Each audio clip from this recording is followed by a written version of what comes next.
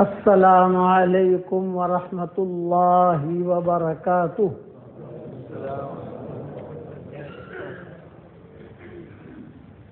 الحمد للہ نحمده ونستعینه ونستغفره ونؤمن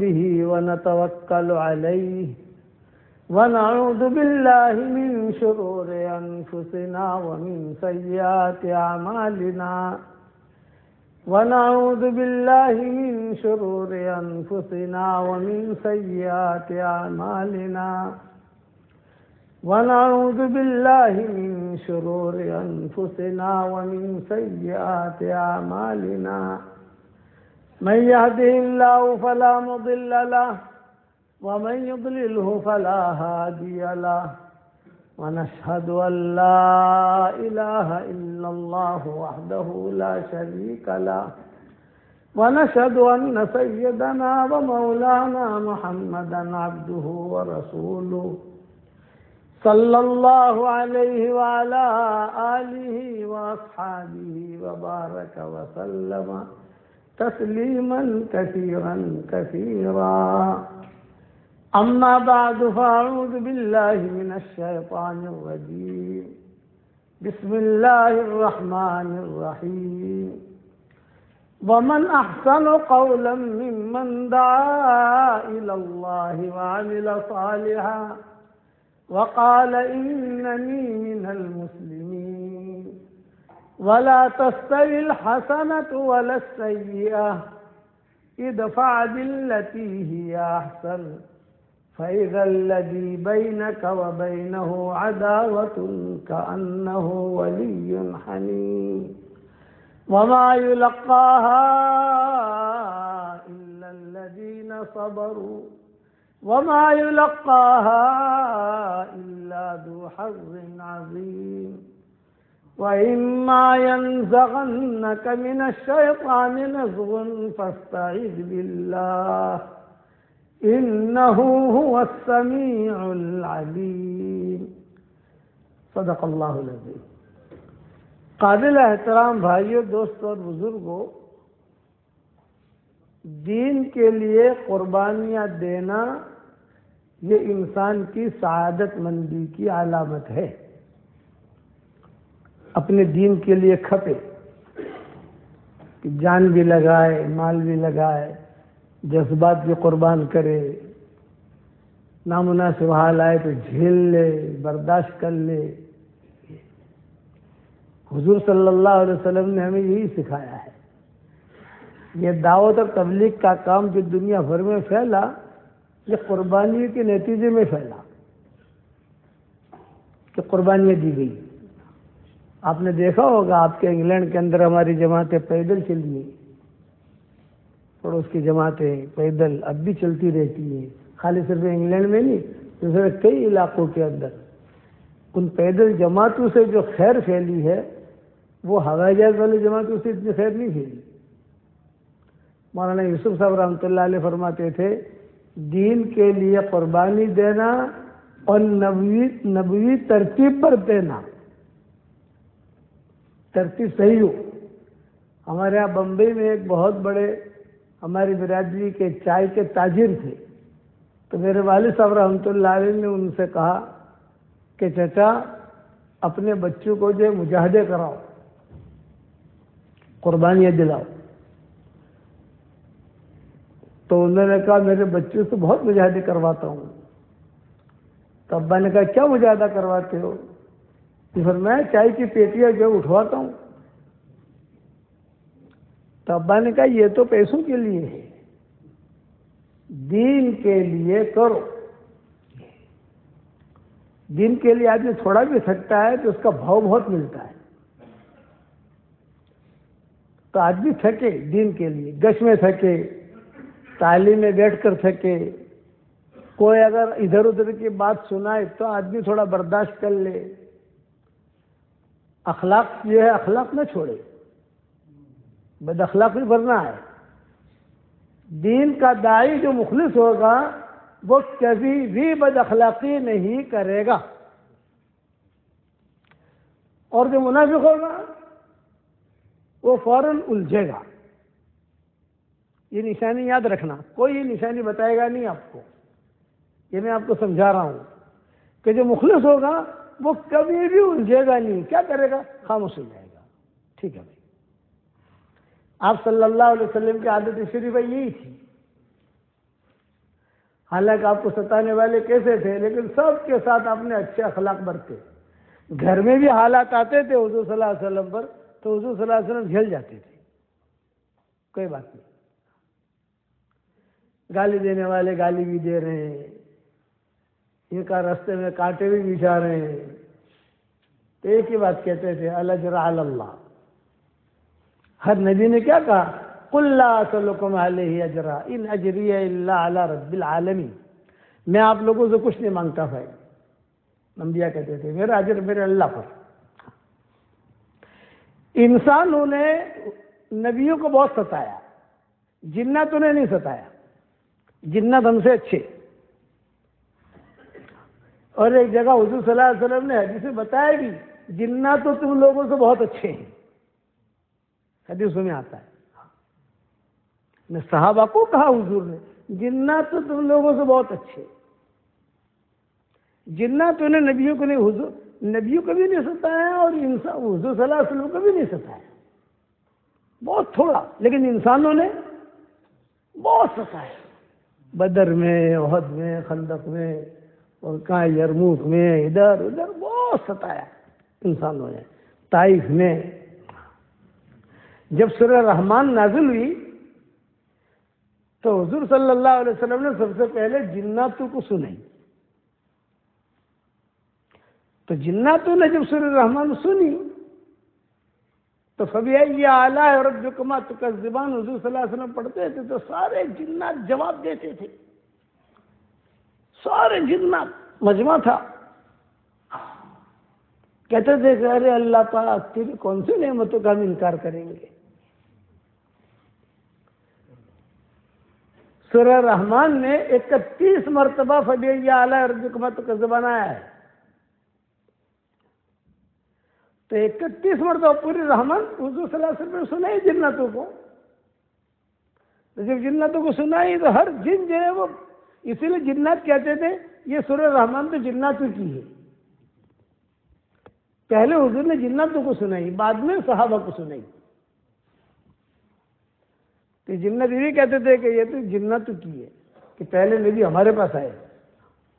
ہر مرتبہ حضور پڑھتے فَبِأَيِّ آلَاءِ رَبِّكُمَا تُكَذِّبَانِ تو سارے جنات ایک ساتھ جواب دیتے، ارے اللہ تیری کون سی نعمتوں کا ہم انکار کریں گے.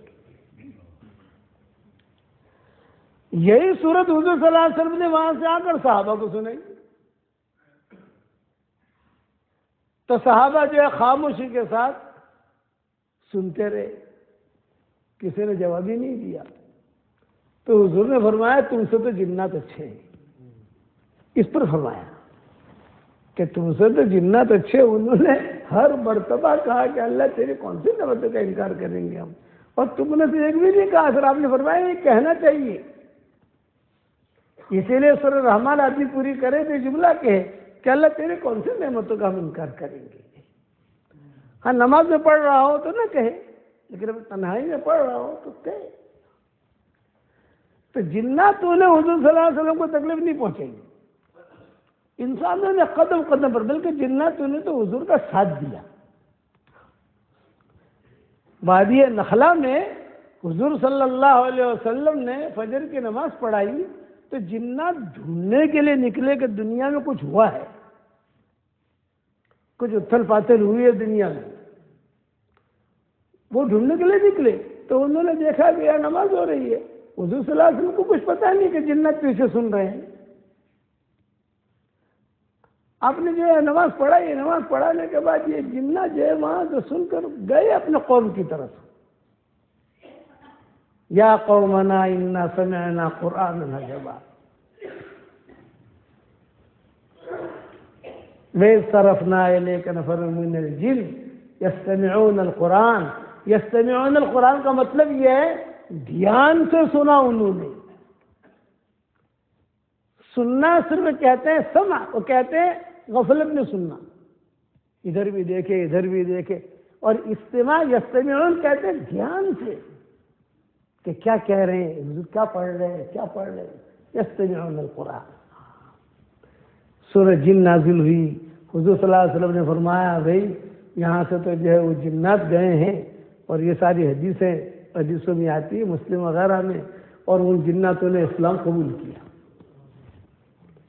اپنی قوم کو جا کر کہا کہ ہم قرآن سن کر آئے ہیں یہ، اور یہاں قرآن سنا، یہاں قرآن سنا، یہاں قرآن سنا. پھر انہی جناتوں نے دعوت کا کام بھی کیا، اور بغیر ٹینشن کے کیا.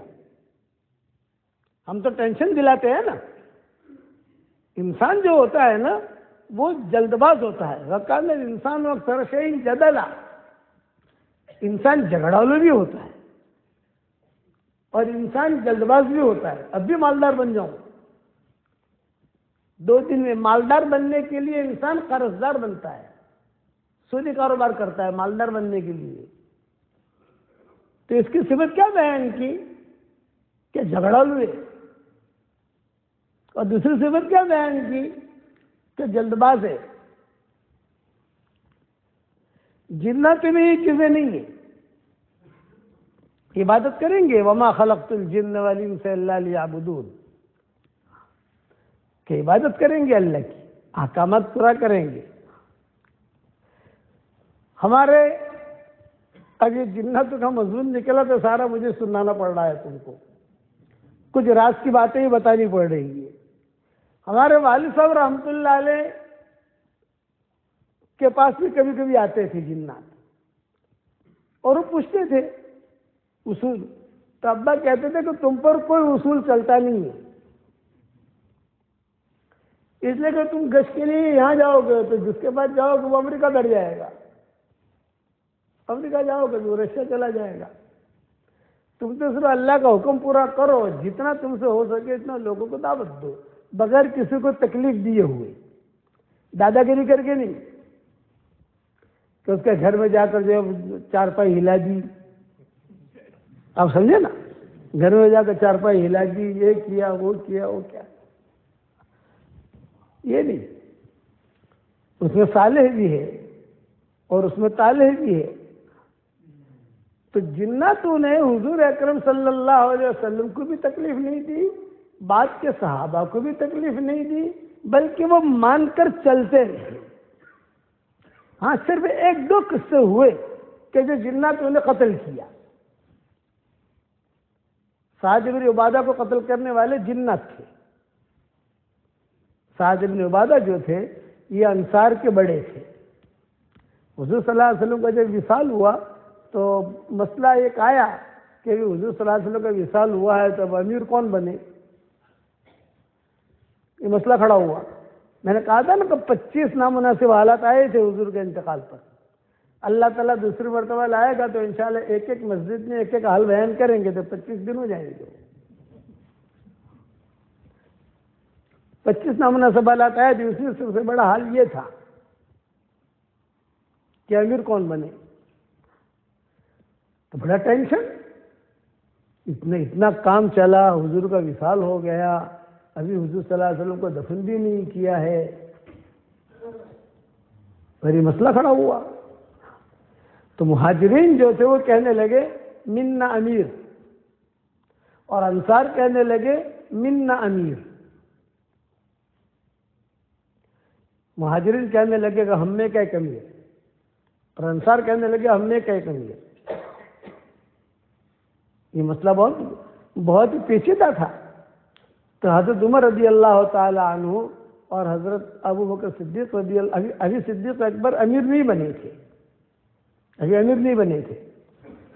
اور ثقیفہ بنی ساعدہ ایک جگہ ہے مسجد نبوی کے قریب، اس جگہ کی حکومت نے اتنا احترام کیا ہے کہ بالکل حرم سے لگا ہوا ہے، چھوٹا سا باغ، لیکن حکومت نے دائرہ کر دیا ہے اس کو. وہاں تو بڑی بڑی عمارتیں بنا سکتے ہیں، وہ بالکل حرم سے قریب ہے. حکومت نے کہا کہ نہیں، یہاں اسلام کا بہت بڑا فیصلہ ہوا ہے اس جگہ کے اوپر، احتراماً جگہ کو باقی رکھا ہے. ثقیفہ بنی ساعدہ اس کا نام ہے. تو روایتوں میں یہ ہے کہ صدیق اکبر نے حضرت عمر سے کہا کہ بھئی یہ تو مسئلہ چھڑ گیا، اور ثقیف بنی ساعدہ کے اندر انصار بھی جمع ہے، مہاجرین بھی جمع ہے۔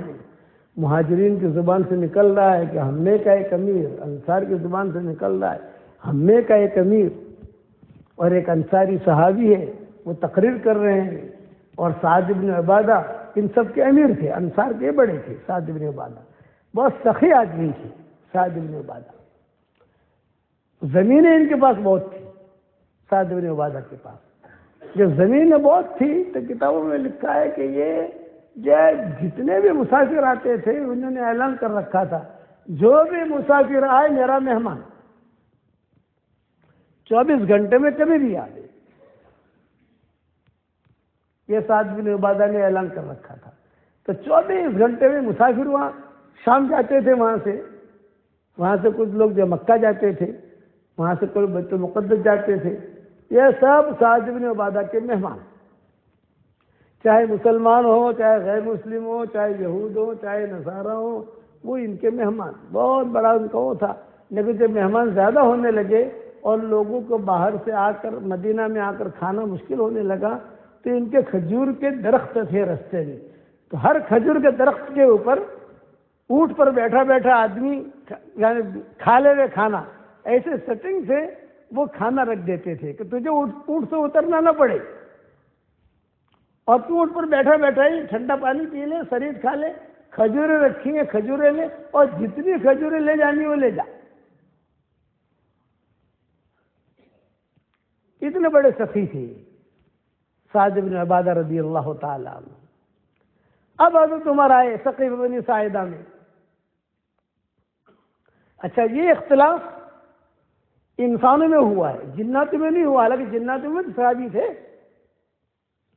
اللہ سمجھ میں آوے ہے نا بھائی، تھوڑا گہرا مضمون ہے، لیکن اب بالغ ہو گئے ہیں انگلینڈ والے، اب سمجھدار ہو گئے ہیں، اب سمجھنے لگے، اور اللہ کا شکر ہے، میں بار بار کہتا ہوں کہ انگلینڈ میں ہندوستان سے اچھا دین ہے، زیادہ دین ہے۔ یہاں کے لوگوں میں پڑھنے کا، یہاں کی عورتوں میں پڑھنے کا، پڑھانے کا ماحول، ہندوستان پیچھے، چاہے ہندوستان والوں کو اچھا لگے یا برا لگے، ہم تو کسی سے ڈرتے ہیں نہیں، کہ ہم سب جگہ جاتے ہیں، چہرے دیکھ کے سمجھ جاتے ہیں کہ ہم کہاں ہیں، دوسرے کہاں ہیں۔ اللہ تعالیٰ آپ لوگوں کو نظر بد سے بچائے۔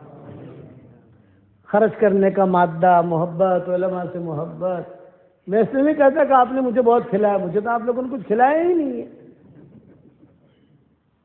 میں کتنا کھاتا ہوں یہ ہمارا ساجد دیکھتا ہے، آدھی روٹی بھی نہیں کھاتا، روٹی تو کھاتا ہی نہیں، صرف سلاد کھاتا ہوں تھوڑا سا، لیکن جہاں جائیں گے وہاں سمجھ میں آ جائے گا کہ یہاں کیا ہے۔ تو ثقیف بنی ساعدہ میں سب جمع تھے، اور انسان کے سارے مسلمان صحابہ، حالانکہ اس وقت جناتوں کی تعداد بھی صحابہ کی بہت تھی، وہ بھی تو صحابی ہیں، حضور کو دیکھا ہے انہوں نے، لیکن ان میں سے کسی نے اختلاف نہیں کیا، تو خاموشی سے دیکھتے رہے کیا ہو رہا ہے۔ حافظ پٹیل صاحب رحمۃ اللہ علیہ، اللہ ان کی قبر کو نور سے منور کرے، نظام الدین مرکز میں آتے تھے تو مجھے کہتے تھے، اے مولوی یونس سانبھر، کان کھلا رکھوانا، آنکھوں بھی کھلی رکھوانی، زبان بند رکھوانی۔ یہ آپ سب مجھے کہتے تھے کہ کان کھلا رکھوانا، بدو سانبھڑوان اس تھے سے، اور آنکھیں جو ہے یہ بھی کھلی رکھنے کی، لیکن کان بند رکھنے کی۔ تو ثقیف بنی ساعدہ میں یہ سارے کے سارے جو جمع ہوئے، ابھی مسئلے کا حل کون کرے؟ جب حضرت عمر حضرت ابوبکر دونوں پہنچے تو ایک نوجوان کھڑا تقریر کر رہا تھا، منا امیر ومنکم امیر، منا امیر ومنکم امیر، ہم نے کا ایک امیر، تم نے کا ایک امیر۔ حضرت عمر جو ہے جری تھے، بہادر تھے، حضرت ابوبکر جو ہے تھوڑے نرم مزاج کے تھے، دونوں کو دونوں داخل ہوئے۔ جب دونوں کو دونوں داخل ہوئے تو سعد بن عبادہ کو بخار آیا ہوا تھا، یہ سعد بن عبادہ کو جناتوں نے کیسے قتل کیا وہ مضمون سمجھا رہا ہوں۔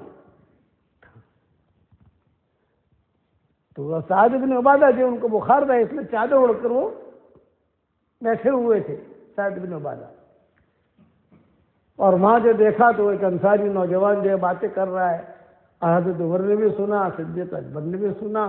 وہاں جا کر جو ہے حضرت عمر نے جاتے ہی اس کو کہا بھی بیٹھ جا. اب کوئی ہمت نہیں کر سکا ان کے سامنے کچھ بولنے کی. حضرت عمر کے سامنے کون بولے؟ شیطان بھی ڈرتا تھا. جس گلی سے عمر گزر جاتے تھے شیطان وہاں سے نہیں گزرتا تھا. کس سے آتا ہے کتابوں میں. حضرت حمزہ کہتے ہیں پورا مدینہ مجھ سے ڈرتا تھا اور میں حضرت عمر سے ڈرتا تھا، اور پورا مکہ مجھ سے ڈرتا تھا، میں حضرت عمر سے ڈرتا تھا. یہ حضرت حمزہ رضی اللہ تعالیٰ عنہ کہتے تھے. اور صاحب اس کو بٹھا دیا اور بٹھا کر جو ہے ابو عبیدہ سامنے بیٹھے ہوئے تھے. حضرت عمر نے کھڑے ہو کر کہا کہ دیکھو بھئی یہ جو تم کہہ رہے ہو نا، ہم نے کہا ایک امیر، تم نے کہا ایک امیر، یہ بات نہیں ہے. میں نے حضور صلی اللہ علیہ وسلم سے سنا ہے الائمۃ من قریش، امیر جو ہوگا وہ قریش کا ہوگا. اور قریش جو ہے یہ مکہ مکرمہ، یعنی ابو بکر ہیں، عمر ہیں، عثمان ہیں، جو قریش مکہ سے آئے ہیں وہ مہاجرین. صدیق اکبر بھی. اس لیے، اور یہ تو میں نے حضور سے سنا ہے، ابو بکر نے بھی سنا ہے، تم نے بھی سنا ہے، لیکن سب نے حضور سے سنا تھا الائمۃ من قریش، کہ قریش میں کا ایک امیر ہوگا.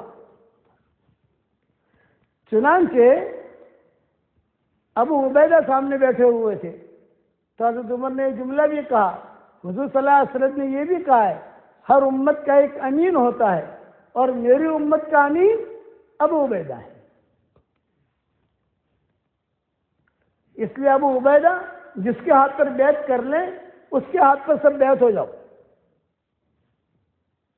اور میں سب سے پہلے بیعت کرتا ہوں ابو بکر کے ہاتھ پر. سمجھ گئے نا؟ ابو عبیدہ بھی کھڑے ہو گئے، بھی میں بھی بیعت کرتا ہوں. پیچھے دوسرے تھے وہ سب کھڑے ہو گئے، میں بھی بیعت کرتا ہوں، میں بھی بیعت کرتا ہوں، میں بھی بیعت کرتا ہوں. سارا مجمع جو ہے صدیق اکبر کے ہاتھ پر بیعت ہو گیا. یہ امیر بن گئے صدیق اکبر. لیکن یہ امیر بھی جو بنے ہیں یہ ابھی وقتی بنے ہیں. مسئلے حل کر رہے ہیں نا، کوئی فیصلہ کرنے والا ہونا چاہیے. حضور کو دفن کہاں کریں گے، کفن کیسا دیں گے، غسل کیسا دیں گے، سارے مسئلے ہیں. آپ کی میراث کا کیا ہوگا، آپ کی زمین جو بھی آپ کی ملکیت ہے اس کا کیا ہوگا. اور وہاں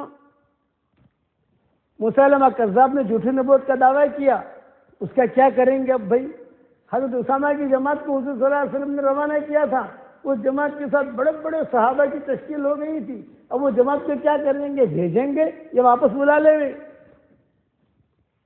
اس لیے کہ ان کی جماعت یہاں قریب میں دور نہیں گئی ہے. یہ سارے مسئلے کھڑے ہوئے. میں نے کہا بڑی لمبی تفصیلیں ہیں. اب حضرت عمر رضی اللہ تعالیٰ عنہ نے جب بیعت کر لی، سب نے بیعت کی، لیکن کچھ لوگ تھے جنہوں نے بیعت نہیں کی. اس میں حضرت سعد بن عبادہ کی، انہوں نے بیعت نہیں کی. ایک صحابی تھے خالد ابن سعید ابن العاص الاموی، خالد ابن ولید نہیں، خالد ابن سعید، امیہ خاندان کے تھے، انہوں نے بیعت نہیں کی. حضرت علی نے بیعت نہیں کی، حضرت عباس نے بیعت نہیں کی. یہ تو گھر والے ہیں سب.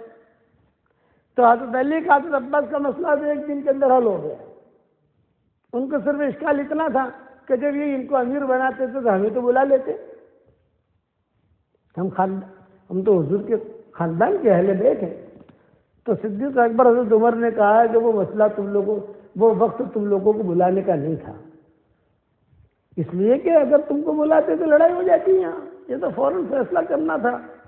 اور صدیق اکبر نے یہ کہا، کئی دنوں تک صدیق اکبر جو ہے کھڑے ہو کر اعلان کرتے رہے، بھائی دیکھو مجبوری میں مجھے بیعت کیا، میں امیر بنا ہوں، کوئی یہ ضروری نہیں، آپ تم لوگ مشورے سے طے کر لو کسی کو بھی.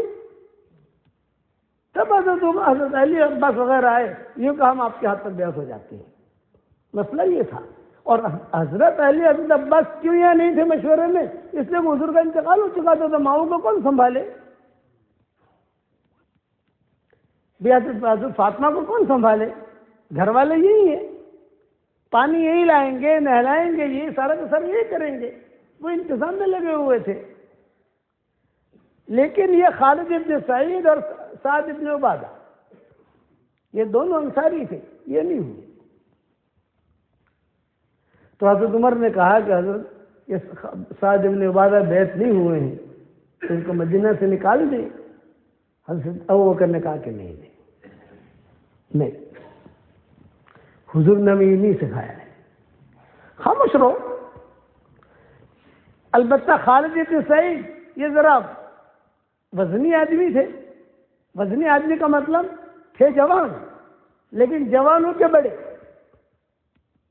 سعد بن عبادہ سارے انصار کے بڑے، اور خالد بن سعید یہ جوانوں کے بڑے۔ تو روزانہ فجر کی نماز کے بعد حضرت ابو بکر خالد بن سعید کے گھر پہ جاتے، یہ مسجد میں نماز کے لیے بھی نہیں آتے تھے۔ ہم آپ کا امیر مانتے ہی نہیں ہیں تو آپ کے پیچھے نماز کیوں پڑھیں؟ سمجھ میں آ رہی ہے بات؟ نماز کے لیے نہیں آتے تھے۔ تو روزانہ فجر کی نماز کے بعد حضرت ابو بکر خالد بن سعید کے گھر پہ جاتے اور کہتے، خالد پانی تو پلا لے تیرے گھر کا۔ یہ جوڑ کا طریقہ۔ تو خالد بن سعید یہ پانی دے دیتے، وہ وہی بیٹھ کر پانی پی کے ابو بکر روانہ ہو جاتے، کبھی دودھ پلا دیتے۔ ایک دن خالد بن سعید نے پوچھا، ابو بکر روزانہ میرے گھر پر آپ آتے ہو فجر کے بعد، تو کیا یہ کیوں آتے ہو آپ؟ تو مدینہ میں گھر تو بہت ہیں، آپ میرے گھر کیوں آتے ہو؟ کیا آپ اس لیے آتے ہو کہ میں آپ کے ہاتھ میں بیعت کر لوں؟ آپ اس لیے آتے ہو کہ آپ کے ہاتھ میں بیعت کر لوں؟ تو صدیق اکبر نے یہ نہیں کہا، نہیں کوئی ضرورت نہیں ہے تیری۔ کیا ضرورت ہے تیری بھائی؟ سارا مسلمان بیعت ہوا ہے، سارا مدینہ بیعت ہوا ہے، تو آوے نہ آوے اپنی بلا سے۔ یہ جملہ نہیں کہا، بلکہ یہ جملہ کہا کہ خالد میری رائے یہ ہے، جس کشتی میں سارے مسلمان جمع ہیں اگر تو بھی آ جاتا تو اچھا تھا۔ یہ محبت والی بات صدیق اکبر نے کی۔ جس وادی میں سارے مسلمان جمع ہیں اس وادی میں تو بھی آ جاتا تو اچھا تھا۔ تو خالد بن سعید نے کہا کہ ٹھیک ہے، اب میں گھر میں تو بیعت نہیں کر سکتا، سارا کا سارا مدینہ جانتا ہے کہ خالد بن سعید نے مخالفت کی ہے، وہ بیعت نہیں ہوئے ہیں، سارا مدینہ جانتا ہے، اور گھر میں بھی بیعت ہو جاؤں یہ اچھا نہیں۔ میں ظہر کی نماز میں آ رہا ہوں اور سب کے سامنے بیعت کروں گا، تاکہ کسی کے دل میں کچھ ہو تو نکل جائے۔ یہ صدیق اکبر نے نماز پڑھائی۔ نماز پڑھانے کے بعد خالد بن سعید کھڑے ہو گئے، بھی میں بیعت کرنے کے لیے تیار ہوں۔ سب کو پتا تھا کہ میں نے مخالفت کی تھی، لیکن اب ابو بکر کے ہاتھ پر بیعت کر رہا ہوں۔ یہ مسئلہ بھی حل ہو گیا، حضرت فاطمہ کا مسئلہ بھی حل ہو گیا، حضرت علی کا بھی ہو گیا، حضرت عباس کا بھی ہو گیا۔ اب بچ گئے سعد بن عبادہ اکیلے۔ تو صدیق اکبر نے یہ کہا کہ سعد بن عبادہ کو چھوڑو مت، اکرام کرو ان کا، مدینہ والوں کی خدمت کرتے ہیں، یہ مسافروں کی خدمت کرتے ہیں، ان کو چھیڑو مت۔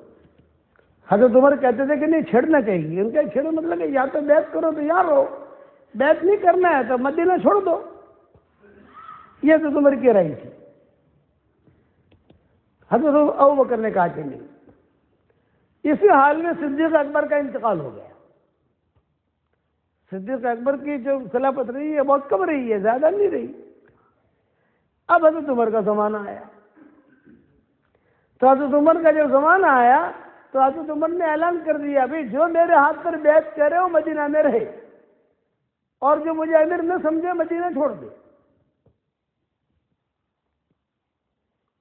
تو یہ ایک ہی تھے سعد بن عبادہ، انہوں نے بیعت نہیں کی تھی، نہ ابوبکر کے ہاتھ پر کی، نہ عمر کے ہاتھ پر کی۔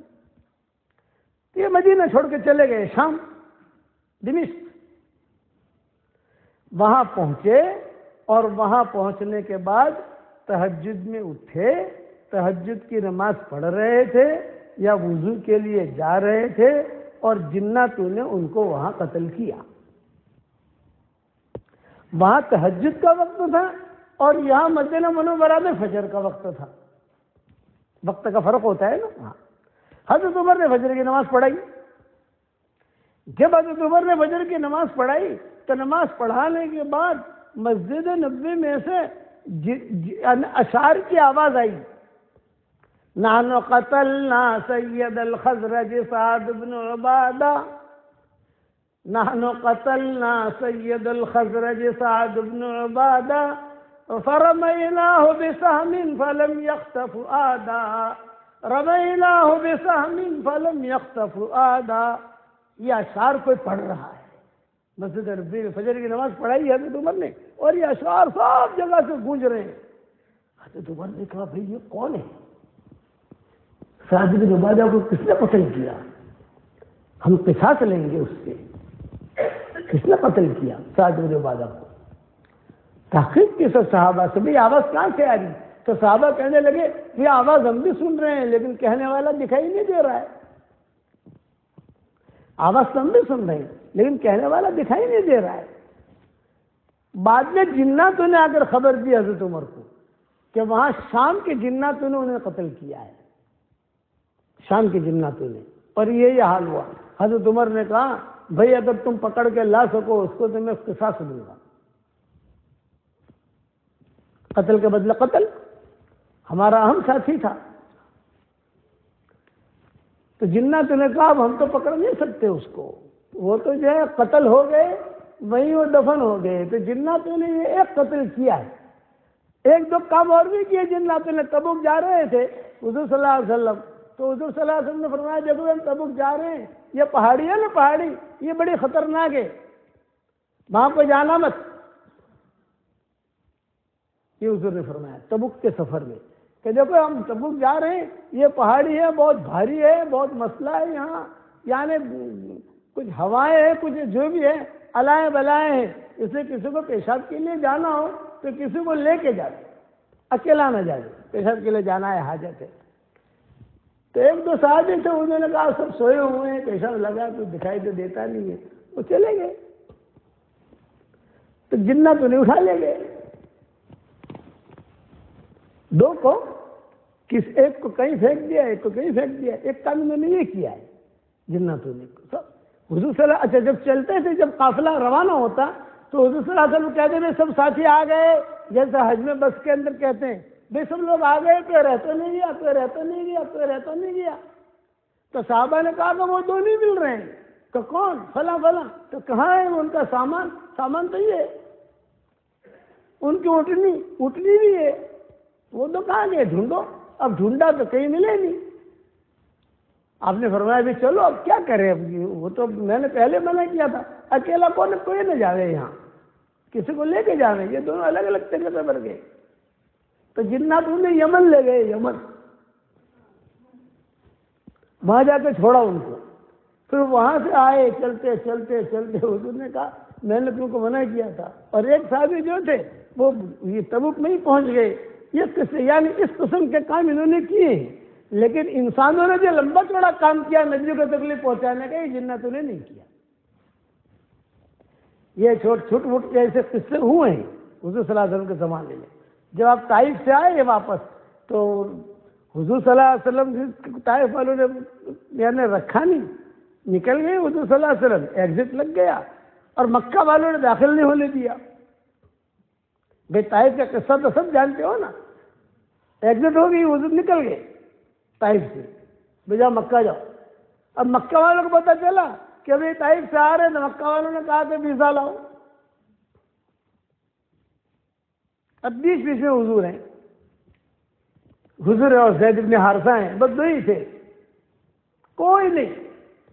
تو زید بن حارثہ نے کہا کہ حضرت ہم تو بڑے پریشان ہو گئے، طائف جا نہیں سکتے، اس لیے کہ انہوں نے کہا کہ تم نکل جاؤ، ختم ہو گئی بات، اور مکہ والے داخل ہونے نہیں دیتے، ہمارے مکہ میں آنے کا نہیں، ہم تو پکڑے گئے۔ تو حضور صلی اللہ علیہ وسلم نے فرمایا نہیں، اللہ کی مدد ہمارے ساتھ آئے گی۔ اب بیچ میں حضور ہے نا، تو کھانے کا مسئلہ، کپڑوں کا مسئلہ، کوئی مسئلہ، تو بعض علماء نے لکھا ہے کہ بیچ یہ جنات مدد کرتے تھے، کوئی مکہ سے آ نہیں سکتا تھا، کوئی مدد نہیں کر سکتا تھا، بڑے خطرناک حالات تھے۔ تو حضور صلی اللہ علیہ وسلم ایک ایک کو بلاتے تھے، ایک کو مکہ سے، مشرکوں کو، کہ بھی تم آؤ ہمیں ویزا دو تو ہم اندر آ لیں، ہمیں ویزا دو اندر آ لیں، کوئی تیار نہیں۔ پھر ایک آدمی تھا متم، اس کا نام تھا متم، بہت بڑا مالدار آدمی تھا۔ حضرت عائشہ کی منگنی متم کے لڑکے کے ساتھ ہوئی تھی۔ حضرت عائشہ رضی اللہ تعالیٰ عنہ، حضور صلی اللہ علیہ وسلم کیا جب حضرت خدیجہ کا انتقال ہو گیا اور ابو طالب کا انتقال ہو گیا، ایک ہی ہفتے میں دونوں کا انتقال ہو گیا، گھر خالی ہو گیا۔ غم کا سال کہتے ہیں، غم کا، یہ غم کا سال تھا، تو خالی ہو گیا گھر ایک دم سے، پریشانی پر آئی، حضور صلی اللہ علیہ وسلم اکیلے رہ گئے۔ باہر کا کام سارا کا سارا ابو طالب سنبھالتے تھے اور گھر کا کام حضرت خدیجہ سنبھالتی تھی۔ بچیاں پیدا ہو گئی تھی، اب گھر کا کام بھی حضور کو سنبھالنا پڑے اور باہر کا کام بھی حضور کو سنبھالنا پڑے، اور ابھی تک جو ہے مکہ مکرمہ والے اسلام قبول کرنے کے لیے تیار نہیں تھے، سختیاں تھیں۔ تو حضور صلی اللہ علیہ وسلم کے پاس حضرت خولہ آئی، خولہ، یہ حضرت خولہ بہت بوڑھی عورت تھی، جگ ممانی، جگ ممانی سمجھتے ہو جسے کہتے ہیں؟ آپ کیا گامڑا میں ہے نا، کوئی ایک عورت ہوتی ہے وہ جگ بھابھی ہوتی ہے، سارا گاؤں بھابھی بھابھی بھابھی، اور کچھ ہوتا ہے جگ چچی، سارا گاؤں چچی چچی کہتا ہے۔ ہمارے مرکز نظام الدین میں مولانا اظہار الحسن صاحب رحمۃ اللہ علیہ تھے، ان کو سارے مرکز والے مامو اظہار کہتے تھے۔ میرے والد صاحب بھی کہے بیٹا دیکھو مامو اظہار کیا کر رہے ہیں، حضرت جی بھی کہے مولوی صاحب دیکھو مامو اظہار کیا کر رہے ہیں، حالانکہ حضرت جی کے مامو نہیں تھے، وہ ہمارے والد صاحب کے مامو نہیں تھے، ہم پالم پور کے وہ کاتلا کے کہاں سے مامو بنے ہمارے، لیکن جگ مامو سمجھ گئے نا، جگ ممانی، جگ پھوپھا، جگ پھوپھی، آپ کے یہاں جو ہوتا ہوگا ایسا، سب کہے مامی۔ تو یہ حضرت خولہ جگ ممانی تھی مکہ کی، بڑی عورت، ہر آدمی جو ہے کسی کے پاس بھی جاوے بات کر لے یہ کر لے، یہ حضور صلی اللہ علیہ وسلم کے پاس آئی حضرت خولہ، اور حضرت خولہ نے آ کر کہا کہ حضرت ابو طالب بھی چلے گئے اور جو ہے خدیجہ بھی چلی گئی، بچیاں ہیں، گھر کا کام بھی ہے، تو حضرت اگر آپ اجازت دیں تو میں آپ کے لیے کوئی خاتون ڈھونڈوں جس سے آپ نکاح کر لیں تاکہ آپ کا گھر بار چلتا رہے۔ تو حضور صلی اللہ علیہ وسلم پہلے تو خاموش رہے، بچیاں تھیں، بچیوں کے سامنے تھوڑی اس قسم کی بات کرنا بھی تھوڑی حجاب ہوتا ہے، تو فوراً جو ہے انہوں نے حضور صلی اللہ علیہ وسلم نے فرمایا کہ ٹھیک ہے ڈھونڈو۔ تو حضرت خولہ نے کہا سیبہ ڈھونڈوں یا کواری ڈھونڈوں؟ سمجھ میں آوے چھے نا بھائی، سیبہ ڈھونڈوں یا کواری ڈھونڈوں؟ تو آپ نے جو کہا دونوں ڈھونڈو، اور یہ جملہ یہ بھی کہا یہ کام تو عورتوں کا ہی ہے، شادیاں کرانا، یہ کرانا، لڑکیاں ڈھونڈنا، یہ کام تو عورتوں کا ہی ہے۔ حضرت خدیجہ کہتی تھی، حضرت خولہ کہتی تھی مجھے اجازت مل گئی، اور اللہ کا نظام چلتا ہے نا، نظام کس کا چلتا ہے بھائی؟ اللہ کا، جس کے دل میں خیر ہوتی ہے اللہ خیر کو اس کی طرف لے جاتا ہے۔ میں آپ حضرات سے کہتا ہوں کہ جہاں آپ کی دینداری میں نے دیکھی ہے الحمدللہ، اب مجھے وہ بھی خوشیاں آپ دکھاؤ کہ یہاں کے جس زمین پر بھی آپ جاؤ، کاروبار کرنے کے لیے جاؤ، سفر کرنے کے لیے جاؤ، گھومنے پھرنے کے لیے جاؤ، ہر زمین پر اللہ کا نام لو، کبھی لا الہ الا اللہ پڑھو، کبھی الحمدللہ پڑھو، بازار میں جاؤ تو چوتھا کلمہ پڑھو، انشاءاللہ یہ اسلام کا بیج آپ ڈالو گے یہاں، اور کبھی نہ کبھی انشاءاللہ اگے گا یہ۔ اب جو ہے حضرت خولہ باہر نکلی، جب خولہ باہر نکلی تو وہاں حضرت سودا کھڑی تھی۔ حضرت سودا جو ہے یہ حبشہ ہجرت کر کے آئی تھی، ان کا بھی لمبا قصہ ہے، وہ کھڑی تھی۔ حضرت خولہ نے جا کر بات کی، سودا ایک پیغام لائی ہوں۔ کہ کون؟ حضور صلی اللہ علیہ وسلم۔ ہاں میں تیار ہوں۔ حضرت سودا نے کیا کہا؟ میں تیار ہوں، لیکن میرے والد بیٹھے ہیں سامنے۔ ان کے والد تھے، وہ بیٹھے تھے وہاں، وہ پرانے لوگوں کی جو عادت ہوتی ہے نا، کھاتلے پر بیٹھنا اور قہوے پینا، اور سمجھ گئے نا، کھجور گاہوا پی رہے تھے ایسا، وہ گاہوا جو پی رہے میرے والد ہے، تم جا کر ان سے بات کرو، اگر وہ تیار ہیں تو میں بھی تیار ہوں۔ اچھا، اب حضرت خولہ چلی، اور یہاں انہیں بہت خوشی بھی ہوئی ہے کہ سودا کو، ارے پیغام بہت اچھا ہے بھائی، حضور صلی اللہ علیہ وسلم کے ساتھ نکاح۔ جب حضرت خولہ چلی تو حضرت سودا نے کہا خولہ خولہ خولہ، یہاں ایک بات سن، خولہ خولہ خولہ، بلایا حضرت خولہ کو، کہا دیکھو میرے والد جو ہے نا ان کو جا کر سلام مت کرنا، سلام کرو گے تو شادی نہیں ہوگی۔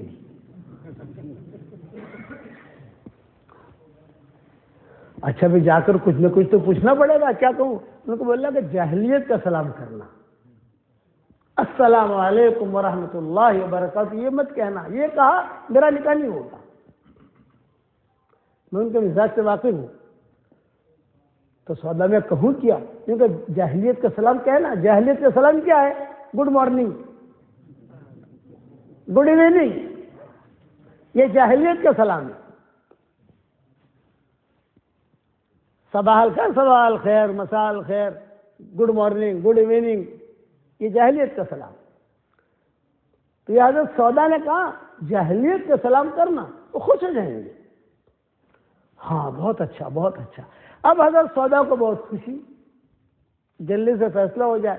نکاح اور شادی ایک ایسی چیز ہے کہ اگر پر پوتے کا بھی نکاح ہو رہا ہوگا اور پر دادا بھی بیٹھا ہوگا اس مجلس میں، تو اس کے دل میں بھی امنگ اٹھے گی کہ کاش یہ میری مجلس ہوتی۔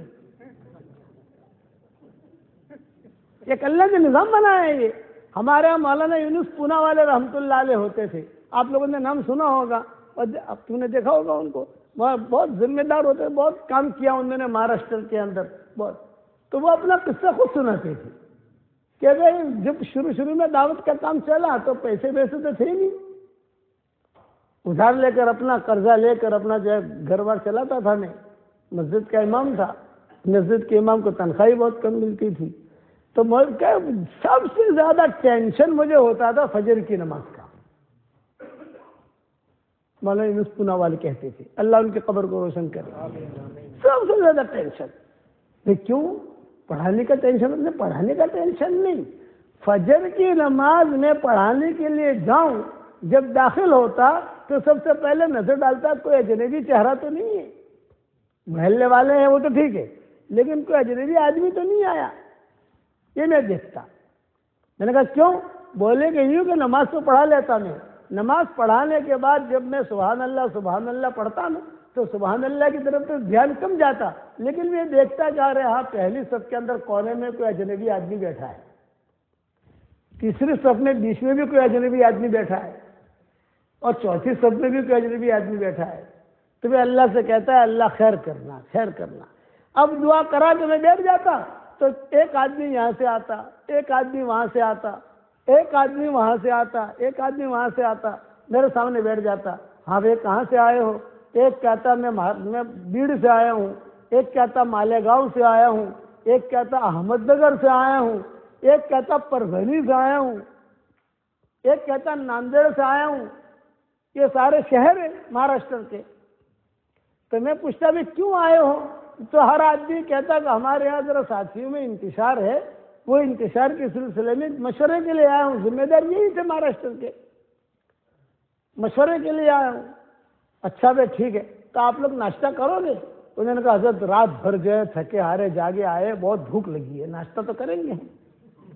تو مولانا کہتے ہیں کہ دیکھو بھائی میرے پاس اتنا پیسہ نہیں ہے کہ تمہیں ناشتہ کراؤں، لیکن میں سیٹنگ کر دیتا ہوں۔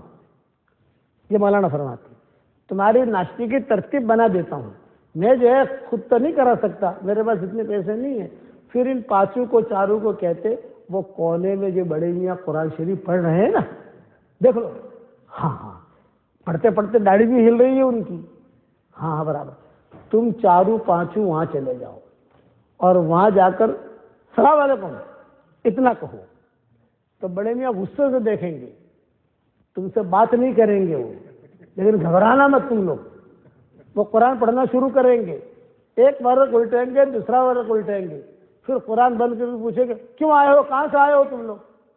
غصے سے کہیں گے تم بالکل گھبرانا مت، تم تو اتنا کہنا چچا ہم نے سنا ہے آپ کی بیوی کا انتقال ہو گیا ہے تو ہمارے یہاں مالیگاؤں کے اندر ایک عالمہ بھی ہے، جوان بھی ہے، اور اس کے پاس پیسے بھی بہت ہیں، تو ہم سوچتے ہیں کہ آپ کا نکاح وہاں کرا دیں ہم۔ اچھا بھائی تو ناندیڑ سے کیوں آیا؟ ہمارے یہاں بھی یہی ہے، ایک ٹیچر نہیں ہے اور جوان بھی ہے اور قبول صورت بھی ہے، اور تو کیوں آیا؟ یار 5 جگہ سے کوئی رشتے آئے ہیں ان کے ذہن میں، تو بڑے میاں کہتے چپ رہو، ابھی جو اشراق کا وقت ہونے والا ہے، اپن اشراق پڑھ کر ہوٹل میں جائیں گے، ناشتہ بھی کر لیں گے، وہاں مشورہ بھی کر لیں گے۔ تو مولانا یونس پورہ والے رحمۃ اللہ علیہ کہتے تھے کہ وہ جب وہ ناشتے کا ہو جاتا تو میں ٹینشن فری ہو جاتا۔ وہ لوگ ناشتہ کر کے آتے، پھر وہ ان کی ترتیب بناتا، بھائی یہ کرو، محبتوں سے رہو، یہ رہو، باتیں کرتا۔ تو بڑے میاں جب بھی لوگ آویں تو مولانا یونس رحمۃ اللہ علیہ وہاں بھیج دیں، تو وہ شادی کا نام سنتے ہی باسی کڑی میں ابال آ جاتا تھا۔ اب سے ایک دم سے خوش ہو جاتے تھے، کئیوں کا ناشتہ کروایا۔ ایک مرتبہ بڑے میاں مولانا کے پاس آئے، ارے مولوی یونس، لوگ ناشتہ کر کے جاتے ہیں، کوئی شادی تو کراتا نہیں ہے۔ تو مولانا نے کہا اب تو میں ناشتہ کرا دوں گا، اللہ نے مجھے پیسے دے دیے، لیکن میں ہی بھیجتا تھا۔ ارے تو نے خواہ مخواہ جو ہے مجھے پریشان کیا، میرے کتنے پیسے گئے ناشتے کے اندر، اور کسی نے شادی نہیں کرائی میری۔ یہ مولانا یونس پورہ والے رحمۃ اللہ علیہ شادی نکاح تھا۔ اب اگر سودا نے سن لیا کہ حضور کے ساتھ نکاح کی بات ہے، تو اگر خالہ سے کہہ رہی ہے سلام مت کرنا، سلام زمانے جاہلیت کا سلام کرنا، میرے ابا خوش ہو جائیں گے۔ اور اگر سودا ایک طرف کنارے پر کھڑی رہ کر دیکھنے لگی کیا ہو رہا ہے، چنانچہ یہ حضرت خالہ گئی، یہ مطلب خالہ گئی گڈ مارننگ گڈ ایوننگ، تو بڑے میاں خوش ہو گئے، ارے آؤ خالہ، خالہ آؤ آؤ آؤ آؤ آؤ، بیٹھو بیٹھو بیٹھو، کھجور کھلاؤ کھجور کھلاؤ۔ ہاں کیوں آئی ہو خالہ؟ یوں کہا کہ یہ سامنے جو ہے محمد ابن عبداللہ ہیں، محمد ابن عبداللہ، ان کا ایک مسئلہ ہے۔ کہ کیا مسئلہ ہے؟ کیونکہ ان کی بیوی کا انتقال ہو گیا۔ ہاں ہم نے سنا خدیجہ کا انتقال ہو گیا ہے، اور ان کے چچا سے ان کا بھی انتقال ہو گیا ہے۔ ہاں ہم نے یہ بھی سنا ہے چچا کا انتقال ہو گیا، تو ہم سوچ رہے تھے کہ ان کا کسی کے ساتھ نکاح کرا دیں۔ تو ہمارے ذہن میں آیا سودا کے ساتھ اگر نکاح کرا دیں تو کیا خیال ہے؟ تو انہوں نے کہا کہ ہاں بھائی کوئی بات نہیں، نکاح تو کرنا ہی کرنا ہے، اچھا گھر ہے، سمجھدار بچہ ہے، یہ ان کے نزدیک وہ بڑی عمر کے تھے، اور یہ ہے، یہ میری طرف سے تو اجازت ہے، لیکن سودا سے پوچھ لو سودا تیار ہے کہ نہیں۔ تو حضرت خالہ نے کہا میں سب پوچھ کر آئی ہوں، ابھی باتیں ہو رہی ہیں۔ تو حضرت سودا کے بھائی تھے عبداللہ ابن زمع، ان کا نام تھا عبداللہ ابن زمع۔ اندر کچھ کام کر رہے تھے گھر میں، باہر آئے، ابا کیا مشورہ ہو رہا ہے سودا کا؟ سودا کہہ رہے ہیں کیا بات چل رہی ہے؟ حضرت سودا دور کھڑی ہوئی دیکھ رہی ہے، دور کھڑی ہوئی، کیا باتیں چل رہی ہے، کیا ہے کیا نہیں؟ تو ان کے والد نے کہا سودا کا پیغام آیا ہے۔ تو عبداللہ ابن زمع نے کہا کہ نہیں، نیور نیور نیور نیور، اور غصے میں آ کر گھر کے برتن، گھر کے بستر سب توڑ پھوڑ کر دیا انہوں نے، باہر پھینکے، میری بہن کا نکاح وہاں نہیں ہونے دوں گا۔ اتنے میں حضرت سودا آ گئی غصے میں، اور یہ کہا کہ ابا کیا ہو رہا ہے گھر میں، ایسا بھائی کیا غصہ ہو رہا ہے؟ بولا کہ بیٹا تیرا پیغام آیا ہے حضور صلی اللہ علیہ وسلم کے ساتھ، محمد ابن عبداللہ کے ساتھ، اور یہ خولہ لائی ہے، لیکن تیرا بھائی جو ہے یہ سختی کر رہا ہے، انکار کر رہا ہے۔ بعد میں صحابی بن گئے تھے عبداللہ ابن زمع، جب صحابی بنے تو بہت روتے تھے کہ میں نے کیوں کیا، بعد میں صحابی بن گئے تھے تو ہر مجلس میں روتے تھے کہ میں نے یہ کیوں کیا حضور صلی اللہ علیہ وسلم کے ساتھ میری بہن کا۔ تو حضرت سودا نے کہا کہ ابا شادی مجھے کرنی ہے، میں تیار ہوں، اس لیے آپ میرا نکاح کرا دیجئے، میں سنبھال لوں گی۔ چنانچہ حضرت سودا کا نکاح حضور صلی اللہ علیہ وسلم کے ساتھ ہو گیا۔ اب حضرت سودا جو ہے یہ ظریف الطبع تھی، ظریف الطبع، طبیعت کے اندر ظرافت تھی ان کی۔ ظرافت کا مطلب ہے گجراتی میں ہوں ہم جاؤں یار، ظرافت میں ہوں مطلب، ظرافت کا مطلب یہ کہ وہ چٹکلے کہہ کر حضور کو ہنساتی تھی، آپ سمجھ گئے نا، اور کبھی کوئی قصہ کہہ کر حضور کو ہنساتی تھی، تو بچیاں بھی گھل مل گئی، حضور صلی اللہ علیہ وسلم بھی گھل مل گئے، خاندان نے بچیوں کو سنبھال لیا، بچی ہے جو آہستہ آہستہ سے خدیجہ کو بھولنے لگی، سارا گھر کا ماحول ٹھیک ٹھاک چلنے لگا، مزاج میں ذرافت تھی ان کے، یعنی کئی مرتبہ کھاتے کھاتے کوئی چٹکلا چھوڑ دیتی تو حضور ایسے ہنستے کہ ایک دم سے منہ رکھنا پڑتا ان کو، ہنساتی تھی، اور اس کے قصے بھی بہت ہے، اب سارے قصے تو نہیں سنا سکتا کہ ان کی طبیعت میں کیا ذرافت تھی، لیکن انہوں نے اپنے خوش مزاجی سے بچیوں کو سنبھال لیا، حضور صلی اللہ علیہ وسلم کو سنبھال لیا، یہ ہو گیا۔ تو یہ حضرت خولہ مہینے میں 40 دن میں 15 دن میں چلی جاتی، دیکھتی گھر کا کیا ماحول ہے۔ تو ایک مرتبہ گئی تو سب کھانا کھا رہے تھے، حضور صلی اللہ علیہ وسلم، حضرت سودا، بچیاں سب کھانا کھا رہے تھے اور خوشی کا ماحول تھا۔ تو حضرت سودا آئی تو کہا آؤ، حضرت خولہ آئی، کہا آؤ خولہ، آؤ خولہ، آؤ خولہ، بیٹھو بیٹھو بیٹھو بیٹھو بیٹھو، کھانا کھلایا، اکرام کیا۔ اب سب فارغ ہو گئے تو حضرت خولہ نے کہا مجھے تو بڑی خوشی ہوئی کہ سودا جو ہے یہ گھل مل گئی حضور صلی اللہ علیہ وسلم کے ساتھ، اور حضور بھی خوش ہے، سودا بھی خوش ہے، بچیاں بھی خوش ہے۔ اچھا بچیوں کا ایسا ماحول ہوا کہ بچیاں خود کہتی کچھ سناؤ نا، کچھ سناؤ نا، سمجھ گئے نا، کچھ سناؤ نا، ہوتے ہوتے حضرت فاطمہ مانوس ہو گئی، سب مانوس ہو گئے سب۔ اب بیٹھے ہوئے تھے تو حضور صلی اللہ علیہ وسلم نے خود نے بات چھیڑی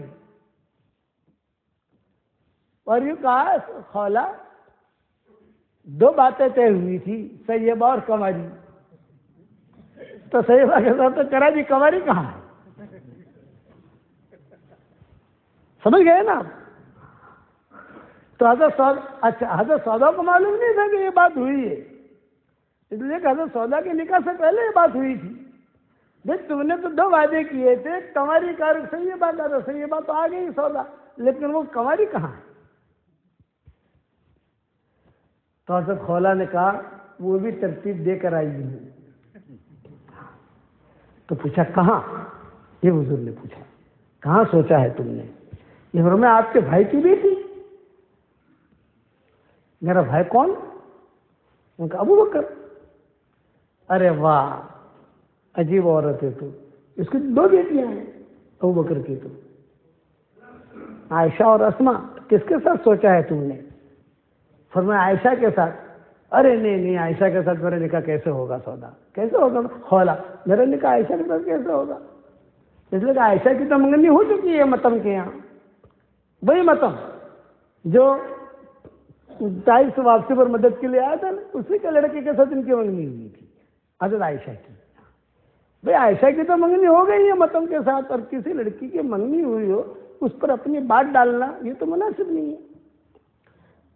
تو حضرت خولہ نے کہا حضرت آپ تیار ہیں کہ نہیں؟ آپ ہاں نہ کہیں۔ ابھی میں تو تیار ہوں، لیکن ایک جگہ ایک بات طے ہو گئی ہے اور پورا مکہ جانتا ہے کہ عائشہ کی منگنی متم کے بیٹے کے ساتھ ہوئی ہے، تو کہ حضرت وہ سب ٹھیک ہے لیکن میں ترتیب دوں گی اس کی۔ آپ نے فرمایا ٹھیک ہے۔ حضرت خولہ باہر نکلی، صدیق اکبر کھڑے تھے، اور صدیق اکبر سے کہا عائشہ کا پیغام لے کر آئی ہوں۔ تو کون؟ اشارہ کیا، ارے اس کی تو منگنی ہو گئی ہے، متم کیا سارا مکہ جانتا ہے کہ متم کے بیٹے کے ساتھ بات ہو گئی ہے، طے ہو گئی ہے، بس تم چلو میرے ساتھ، تم تیار ہو کے لیے؟ میں تو تیار ہوں، لیکن یہ کہ چلو۔ اب گئے متم کے پاس، متم جو ہے وہ بیٹھا ہوا تھا، متم نے کہا خولہ آئی، خولہ آئی، ارے ابو بکر بھی آئے، ابو بکر بھی آئے، لاؤ بے لاؤ، کھجور لاؤ، پانی لاؤ، پنیر لاؤ۔ وہاں اکرام پنیر سے بھی ہوتا تھا اور کھجوروں سے ہوتا تھا۔ بیٹھے، ہاں کیوں آئے ہو ابو بکر، کیوں آئے ہو؟ خولہ کیوں آئی ہو؟ حضرت خولہ نے کہا تھا ابو بکر متکلمہ میں ہوں، تمہیں بات نہیں کرنی، میں بات کروں گی، آپ خاموش رہنا، بات میں کروں گی۔ چنانچہ حضرت خولہ نے بات کی، بھئی ہم آئے ہیں، عائشہ کی منگنی تمہارے بیٹے کے ساتھ ہوئی ہے، تو شادی کی تاریخ واریخ طے کر لیں اور کچھ مسئلہ یا معاملہ آگے بڑھائیں۔ تو متم نے کہا بھی مسئلہ تو یہ ہے کہ میں تو میری بیوی کے پیچھے چلتا ہوں، میری بیوی کے پیچھے پیچھے چلتا ہوں. اب بیوی کو بلایا, آؤ بھیا آؤ آؤ یہاں آؤ, جو بھی اس دور کے اندر آواز دینے کا طریقہ تھا. تو اس کی بیوی بھی جو آئی ناک بھاؤ چڑھا کر, ایک مثال مشہور ہے کہ ناک جو ہے نا ابوبکر کو دیکھ کر اور حضرت خولا کو دیکھ کر ناک جو ہے ایسا اونچا ہوا کہ پیشانی کو لگ گیا. ہاں کیوں آئے مطلب یہ دونوں کیوں آئے؟ تو مطلب نے کہا کہ تم پوچھو نا کیوں آئے, تمہارے گھر میں آئے. حضرت خولا نے بات کی یہ تو اس کی بیوی نے کہا بھائی دیکھو ہم نے یہ سنا ہے کہ عائشہ بگڑ گئی ہے, اور ہم نے یہ سنا ہے کہ خولا تو بھی بگڑ گئی ہے, یعنی مسلمان ہو گئے, اور ہم نے یہ سنا ہے یہ ابوبکر بھی بگڑ گیا ہے. ہم ہمارے لڑکیوں کو بگڑنے نہیں دیتے, ہم نہیں چاہتے کہ ہمارا لڑکا بگڑ جائے, اس لیے میں ایسے بگڑے ہوئے خاندان میں شادی کرنا نہیں چاہتی.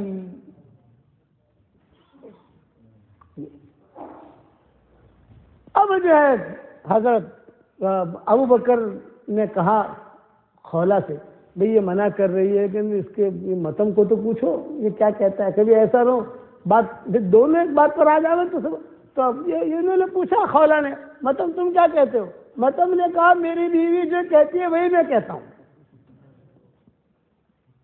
بہت اچھا بلا پہلی حضرت ابوبکر کو لے کر خولا جو وہ آ گئی, کہا جو کہ وہاں سے رشتہ ختم, اب اس کا رشتہ حضور کے ساتھ کریں گے.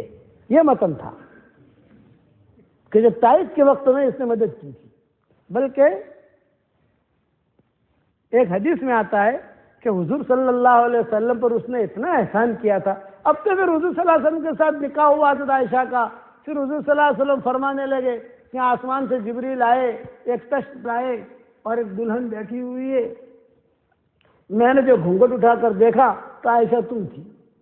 یہ تو کئی مرتبہ کہا حضور صلی اللہ علیہ وسلم نے, لیکن یہ متم نے جو ساتھ دیا حضور صلی اللہ علیہ وسلم کا اس طائف سے واپسی پر, اس نے ساتھ دیا. اس نے کہا کہ حضرت میں پناہ دیتا ہوں, آپ بھول جائیے سب کو بھول جائیے, میں اکیلا کافی مکہ والوں کے لیے, اب میرے ساتھ چلے.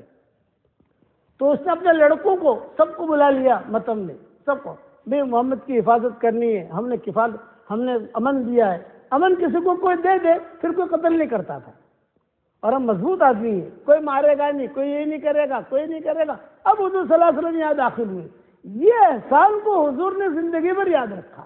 تو حضور نے بدر کے موقع کے اوپر ایک جملہ کہا تھا, آپ نے فرمایا آج اگر متم زندہ ہوتا اور یہ مشرکین مکہ جس کو میں نے قید کیا ہے ان کے بارے میں سفارش کرتا تو میں اس کی سفارش قبول کر لیتا.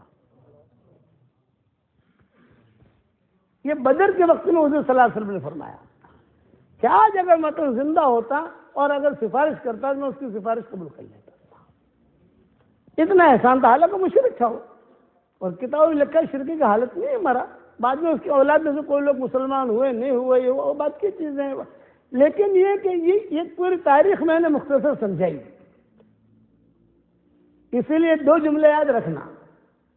جناتوں نے نبیوں کو تکلیف نہیں پہنچائی, انسانوں نے پہنچائی. اور انسان جو ہے یہ جھگڑالو ہوتا ہے اور انسان جلد باز ہوتا ہے. تو ہمیں جھگڑالو بھی نہیں بننا, ہمیں جلد باز بھی نہیں بننا. ہمیں تو ہمارا کام پیار اور محبت سے کرنا ہے.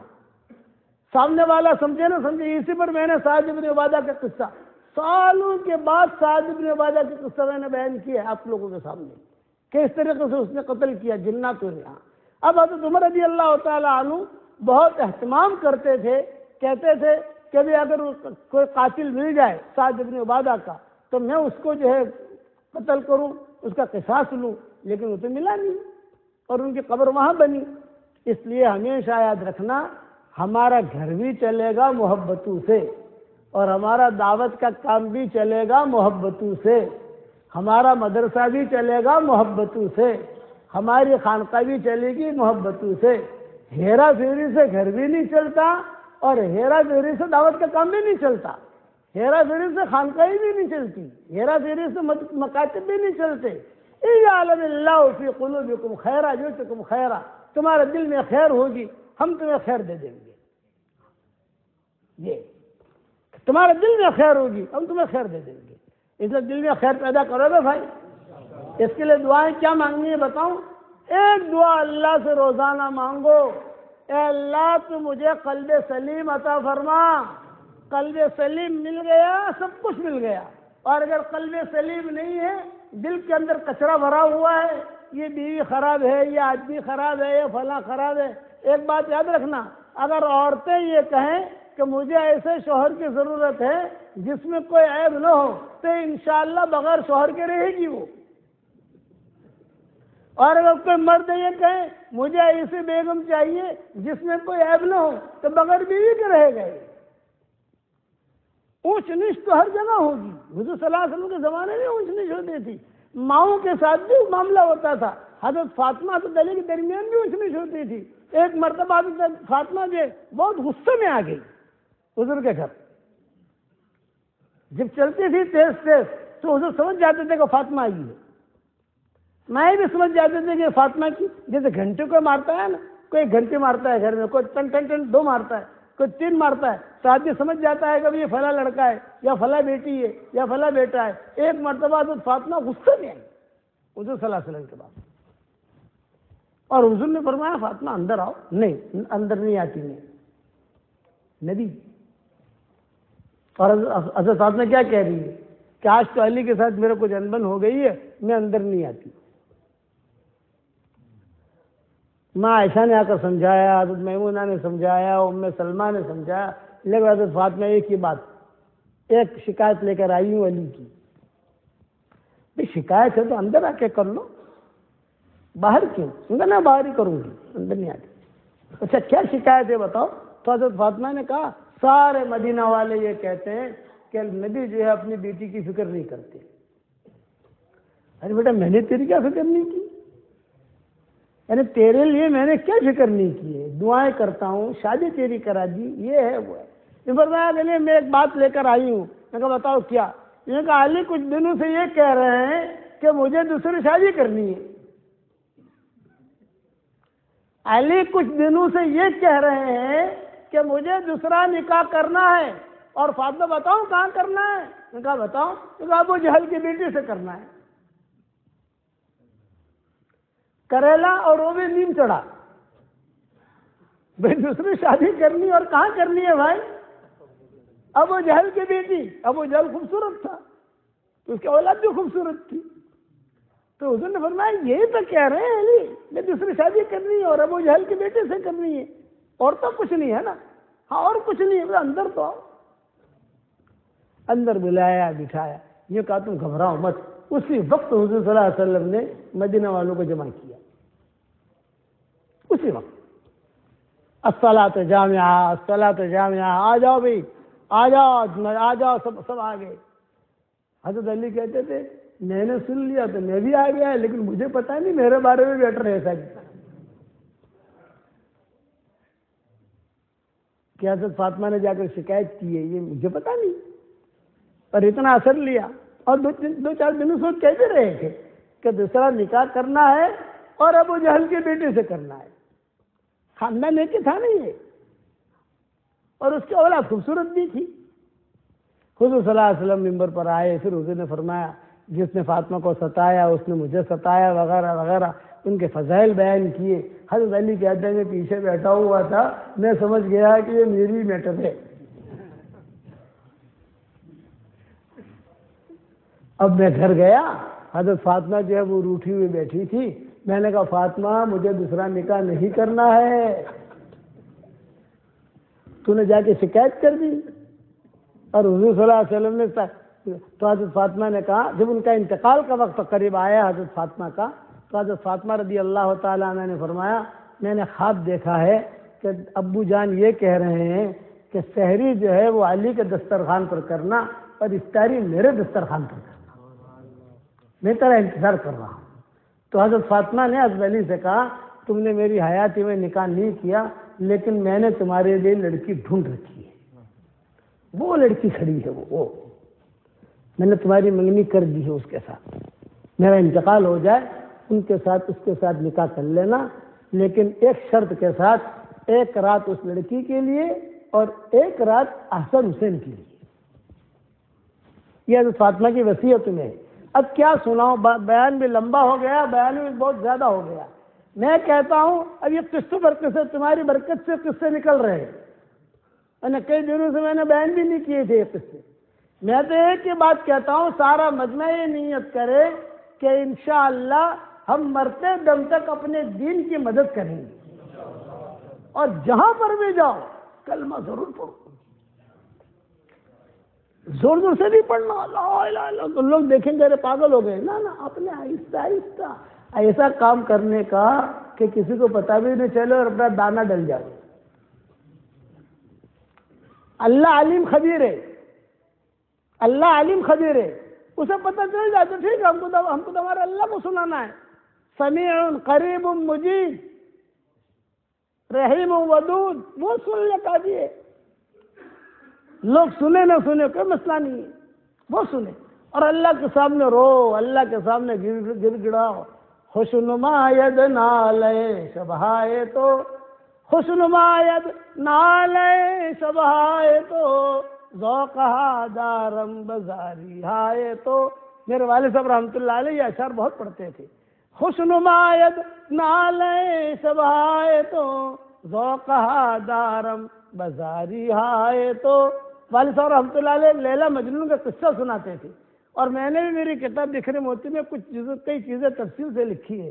لیلا مجنون یہ دونوں کی قصے تو سب جانتے ہیں، لیکن ایک مرتبہ عبداللہ، اچھا یہ عبداللہ ابن عمر کے دوستوں میں سے تھا مجنون جو تھا. ہمارے ایک مرتبہ سفر ہوا تبوک کا، جب تبوک ہم جا رہے تھے تو بیچ میں اس کا گاؤں آتا ہے العلا، اس کے گاؤں کا نام ہے لیلا، مجنون کے گاؤں کا نام ہے العلا. اب تو امریکہ بنا دیا ہے اس کو، لیکن اس کا گاؤں نام ہے العلا. پرانا جب تھا تب بھی گئے، نیا جب ہوا تب بھی گئے، ہمارا سفر ہوتا رہتا ہے وہاں. تو جب ہم العلا میں داخل ہوئے تو ہم جی ایم سی تھی، عرب ہمارے ساتھ تھے، ایک ہندوستان کے بڑے میاں بھی ہمارے ساتھ پیچھے بیٹھے ہوئے تھے. تو میں نے کہا چچا. کہاں مولوی صاحب؟ میں نے کہا لیلا مجنون کے گاؤں میں ہم داخل ہو گئے، آج رات کو لیلا مجنون پر بیان ہوگا. اچھا مولانا لیلا مجنون کے گاؤں میں آ گئے؟ میں نے کہا لیلا مجنون کے گاؤں میں آ گئے. اچھا مولوی صاحب یہ بتائیے وہ لیلا کا گھر کہاں ہے؟ تو میں نے کہا اتنے سال ہو گئے اور تم نے لیلا کا گھر پوچھا، مجنون کا گھر تو پوچھا نہیں تم نے. پوچھتے تو دونوں کا گھر پوچھتے تو یہ لیلا مجنون عبداللہ ابن عمر کے دوستوں میں سے تھا. ایک مرتبہ عبداللہ ابن عمر نے حضرت عمر سے کہا، حضرت عمر کے زمانے کا ایک قصہ ہے، حضرت عمر سے کہا کہ ابا ایک کام کیجیے کرو، آپ امیر المومنین ہو، لیلا کا اور مجنون کا نکاح کرا دو، آپ بلا لو دونوں کے گھر والوں کو. حضرت عمر نے حکم دیا، شاہی حکم، شاہی حکم، بے بلاؤ ان لوگوں کو، دونوں کو بلاؤ مسجد نبوی میں. لیلا بھی آوے مجنون بھی آوے. قیس نام تھا اس کا نام مجنون نہیں تھا. اصل میں یہ حضرت حسن جو ہے یہ عمرہ کر کے آ رہے تھے اور یہ عمرہ کرنے جا رہا تھا. یہ حضرت حسن جا رہے تھے اور یہ عمرہ کر کے جا رہا تھا. رستے میں مکہ مدینہ کے درمیان ملاقات ہوئی تو حضرت حسن نے کہا کہ بھائی قیس، نام اس کا قیس تھا. تو اس نے کہا کہ بھائی قیس، میں نے جو ہے امیر معاویہ کے ساتھ سب ترتیب دے دی ہے، لڑائی بڑائی میں نے ختم کر دی. میں نے کہا سال کے مجھے اتنے پیسے دے دینا، اور میں نے ساری حکومت جو ہے ان کو دے دی تاکہ لڑائی ختم ہو جائے، کہ مجھے اتنا پیسہ مل جائے بس غنیمت ہے. میں نے ٹھیک کیا کہ نہیں کیا؟ تو اس قیس نے کہا آپ نے غلط کیا. اچھا تو ٹھیک کیا تھا، کیا کرتا؟ یہ کہ ساری حکومت لیلا کو دے دیتے تو اچھا تھا. یہ اس نے کہا. تو اس پر حضرت حسن نے کہا انت مجنون، انت مجنون. تب جا کر اس کا نام مجنون پڑا ہے، ویسے نام اس کا مجنون نہیں تھا. عبداللہ ابن عمر نے ابا سے کہا، حضرت عمر سے، کہ بھئی ان کا یہ سارا مسئلہ اس کے دوستوں میں سے تھا. مولانا یوسف صاحب رحمۃ اللہ علیہ فرماتے تھے کہ یہ قیس جو ہے مجنون یہ عبداللہ ابن عمر کے دوستوں میں سے تھا. تو چونکہ مدینہ سے العلا جانا یہ آسان ہے کہ جاتے تھے ملنے کے لیے. ایک مرتبہ گئے عبداللہ ابن عمر اور اس کو کہا تو میرے ساتھ چل مکہ، اور وہاں جا کر معافی مانگ، عمرہ کر معافی مانگ. اسے لے کر آئے اور یہاں حضرت عمر سے کہا، حضرت عبداللہ ابن عمر نے، ابا ان کا نکاح کرا دو. حضرت عمر نے کہا اچھا میں کراتا ہوں نکاح. وہ لمبا قصہ ہے، دوسری مرتبہ آئیں گے تو انشاءاللہ سنائیں گے، ہم یاد دلانا خالی. اب حضرت عبداللہ ابن عمر لے کر گئے اور اس کو ملتزم سے چمٹایا کہ معافی مانگ. اب اس نے جو اے اللہ میرے گناہوں کو معاف کر، اے اللہ یہ دے دے، یہ دے دے، یہ دے دے، یہ کر، لیکن اے اللہ آخر میں اتنی درخواست کرتا ہوں کہ لیلا کی محبت میرے دل سے مت نکالنا، اور میری دعا پر جو آمین کہے اس کا آمین بھی قبول کرنا. اس پر عبداللہ بن عمر نے جھپ ماری اس کو کہ یہاں آ کر بھی لیلا لیلا کر رہا ہے تو اسے بہت تکلیف ہوئی. وہ جو اس وقت میں کنکر ہوتے تھے، وہ تو بوڑھے لوگوں نے دیکھے ہوں گے حرم شریف میں، وہ بیٹھا ہوا جو کچھ لکھنے لگا ہی تو کسی نے پوچھا کیا کر رہا ہے تو کہا لیلا کا نام لکھنے کی مشق کر رہا ہوں حرم میں کنکر کے اوپر. تو پھر ایک جھپ ماری کسی نے کہ یہاں حرم میں آ کر بھی تو لیلا کو چھوڑتا نہیں ہے. اس پر جو ہے وہ بہت رویا مجنون، اور رو کر اللہ کے سامنے دیکھ کر یہ کہنے لگا کعبے کے سامنے، اے اللہ میں نے تجھ سے جو مانگا مجھے مل گیا، ایک نہیں ملی تو لیلا ہی نہیں ملی، یہ لیلا دے دیتا تو تیرے خزانے میں کیا کمی ہو جاتی. اس وقت غیب سے ہی آواز آئی جو ابا پڑھتے تھے اجتماع کے اندر، خوشنماید نالے شبہائے تو، خوشنماید نالے شبہائے تو، ذوقہا دارم بزاری ہائے تو. اے مجنون تیرا راتوں کا رونا مجھے بہت پسند ہے، اگر لیلا سے تیری ملاقات کرا دوں گا تو میرے سامنے کون روئے گا. تو روتا جا میں دیکھتا جاؤں، تو روتا جا میں دیکھتا جاؤں. خوشنماید نالے شبہائے تو، خوشنماید نالے شبہائے تو، ذوقہا دارم بزاری ہائے تو. تیرا راتوں کا رونا مجھے بہت پسند ہے، تو روتا جا میں دیکھتا جاؤں، اگر لیلا سے تیری ملاقات کرا دوں گا تو اتنا مشغول ہو جائے گا مجھے بھول جائے گا.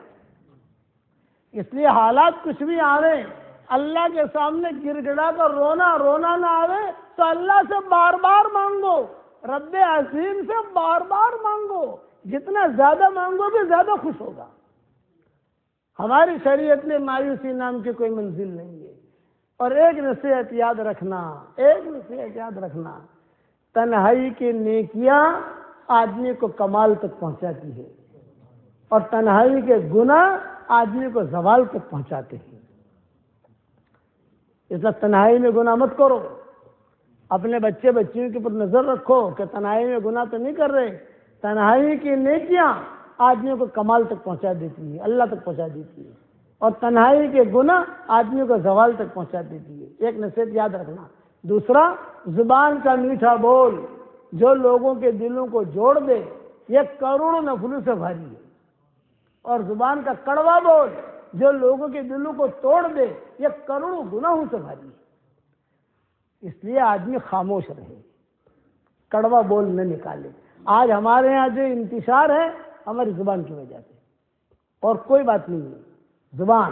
زبان اپنی زبان کو کنٹرول رکھو، ورنہ حشر کے میدان میں یہی زبان جہنم تک پہنچا دے گی. خاموش رہو گے بھائی. اب بتاؤ اللہ کے راستے میں نقل و حرکت کے لیے آپ لوگوں میں سے کون کون تیار ہے؟ جلدی نام لکھو، بیان بہت لمبا ہو جائے، معاف کر دینا. معاف کرو گے بھائی؟ اس کا مطلب کہ میں نے غلط کیا. چلو بتاؤ جلدی بتاؤ.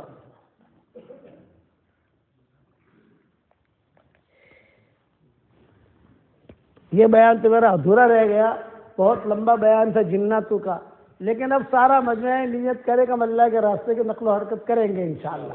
اب کون نکلے گا خالی ہاتھ اوپر کر لو، اتنا کر لو. چلو واہ چلو ماشاءاللہ اچھے لوگ ہیں. دوسرا، 10 مرتبہ سورہ اخلاص پڑھو، جنت کا محل تیار ہو جاتا ہے. 20 مرتبہ پڑھو 2 محل تیار ہو جاتے ہیں. 30 مرتبہ پڑھو 30 محل تیار ہو جاتے ہیں. 40 مرتبہ پڑھو 4 محل تیار ہو جاتے ہیں. تو جنت میں بگلے بناؤ گے انشاءاللہ. بس ایک ہی تشکیل ہے میری کہ بھائی انگلینڈ میں تو پراپرٹیاں بہت بنائی، اب جنت میں ہی پراپرٹی بناؤ گے انشاءاللہ. اور میں ہمیشہ دعا کرتا ہوں اس کے لیے جو میرے لیے دعا کرتا ہے. اگر آپ میرے لیے دعا کرو گے تو میری دعا میں پارٹنر رہو گے انشاءاللہ. ٹھیک ہے، دعا کر لیں. اللہم لک الحمد کما انت اہلہ فصلی وسلم علی سیدنا محمد کما انت اہلہ وفعل بنا ما انت اہلہ فإنک اہل التقوی واہل المغفرہ. اے اللہ ہمارے گناہوں کو معاف فرما، اے اللہ ہماری خطاؤں سے درگزر فرما، اے اللہ پورے انگلینڈ والوں کو قبول فرما، لیسٹر والوں کو قبول فرما، ان کے اولادوں کو قبول فرما، ان کے چھوٹوں کو قبول فرما، ان کے بڑوں کو قبول فرما، قیامت تک کی ہماری آنے والی نسلوں کو قبول فرما۔ اے اللہ جس نے بھی مجھے دعاؤں کے لیے کہا ہو یا دعاؤں کے لیے خطوط میں لکھا ہو، جن کا مجھ پر کسی قسم کا حق اور احسان ہو، یا جو مجھے اپنی دعاؤں پہ یاد کرتے رہتے ہوں، مائیں بہنیں بیٹیاں بہویں مجھے اپنی دعاؤں میں یاد کرتی رہتی ہوں، میری ساری دعاؤں میں ان کا پورا پورا حصہ نصیب فرما۔ اے اللہ اگر فضل کرے تو چھٹیاں اور اگر عدل کرے تو لٹیاں، ہمارے ساتھ فضل کا معاملہ فرما، ہمارے ساتھ عدل اور انصاف کا معاملہ نہ فرما۔ اگر آپ نے عدل اور انصاف کا معاملہ فرمایا ہم تباہ ہو جائیں گے۔ اے اللہ ہم نے سنا ہے کہ تنہائی کی نیکیاں ہم کو کمال تک پہنچاتی ہے، تنہائی کی نیکیاں کرنے کی ہمیں توفیق عطا فرما، اور تنہائی کے گناہوں سے تو ہماری حفاظت فرما۔ جن کے لڑکے اور لڑکیاں شادی کے لائق ہوں، غیر شادی شدہ ہوں، بہترین جوڑوں کا ان کے لیے انتظام فرما۔ جو بے اولاد ہوں نیک صالح اولاد نصیب فرما۔ اے اللہ میری اس دعا پر دنیا بھر میں جہاں کہیں آمین کہی جائے ان کی جائز مرادوں کو پوری فرما۔ اے خوبصورت پردے والے، اے خوبصورت چادر والے، ہمارے عیبوں پر پردے ڈال دے۔ اے اللہ انسانوں میں سے جو بیمار ہوں ان کو شفا عطا فرما، جناتوں میں سے جو بیمار ہوں ان کو شفا عطا فرما، جانوروں میں سے جو بیمار ہوں ان کو شفا عطا فرما، مچھلیاں بیمار ہوں ان کو شفا عطا فرما، شیر بیمار ہوں ان کو شفا عطا فرما۔ اے اللہ جو مقروض ہو ان کے قرضوں کی ادا ہونے کی غیب سے صورت و شکلیں پیدا فرما۔ اے اللہ جو ناجائز عشق میں مبتلا ہوں انہیں ناجائز عشق سے نجات دے دے، تیری محبت تیرے نبی کی محبت ان کے دلوں میں ڈال دے۔ اے اللہ اس مجلس میں فرشتے بھی ہیں، اس مجلس میں جنات بھی ہے، اے اس مجلس کے فرشتوں ہمارا رب ہم سے روٹھا ہوا ہے، ہمارے روٹھے ہوئے رب کو ہم سے منوا دو۔ اے اللہ تو اس امت سے راضی ہو جا، اس امت کو ظالم اور مظلوم بننے سے بچا لے، ہمیں قرآن والا بنا دے، ہمیں حدیث والا بنا دے، دعوت کے کام کے لیے ہم سب کو قبول فرما لے، دنیا بھر کے سارے انتشاروں کو ختم فرما دے، مدارس کو قبول فرما، مکاتب کو قبول فرما، دعوت کے کام کو قبول فرما، مساجد کو قبول فرما، ائمہ کو قبول فرما۔ اے اللہ رسول اللہ صلی اللہ علیہ وسلم نے جتنی خیر کلام کی دعائیں مانگی ہیں وہ ساری کی ساری ہم سب کے لیے مقدر فرما، اور جن شرور سے پناہ چاہیے ان شرور سے ہماری حفاظت فرما، اور ہمارے سفر کو بے انتہا قبول فرما، اور اپنے فضل و کرم سے ہماری دعاؤں کو قبول فرما۔ سبحان ربنا رب العزت عما یصفون وسلام علی المرسلین والحمد للہ رب العالمین۔ ایک اعلان سن لو بھائی، ایک اعلان سن لو۔ کا امام صاحب کہاں ہیں؟ آئیے امام صاحب، یہ میں نے جو وظیفہ بتایا آپ کو، یہ جاندار شاندار مالدار دیندار ایماندار وظیفہ ہے 313 والا۔ یہ میری تصویری جاندار شاندار مالدار دیندار ایماندار، میں جہاں جاتا ہوں جس امام کے پیچھے عشاء کی نماز پڑھتا ہوں اس امام کو میں ہدیہ دے دیتا ہوں۔ امام صاحب میری طرف سے ہدیہ ہے آپ کو، میرے لیے بھی دعا کرنا، میرے والد کے لیے دعا کرنا، اور یہ انشاءاللہ برکتی تصویر اپنے ساتھ رکھنا۔ اللہ اب پون بھی بہت آئیں گے انشاءاللہ، بہت دم کیا ہے میں نے اس پر، فکر مت کرنا، میرے لیے دعا کرنا بس۔ چلو آ جاؤ، جلدی سے مسافہ کر لو، جلدی سے، دیر مت کرو، جلدی آ جاؤ۔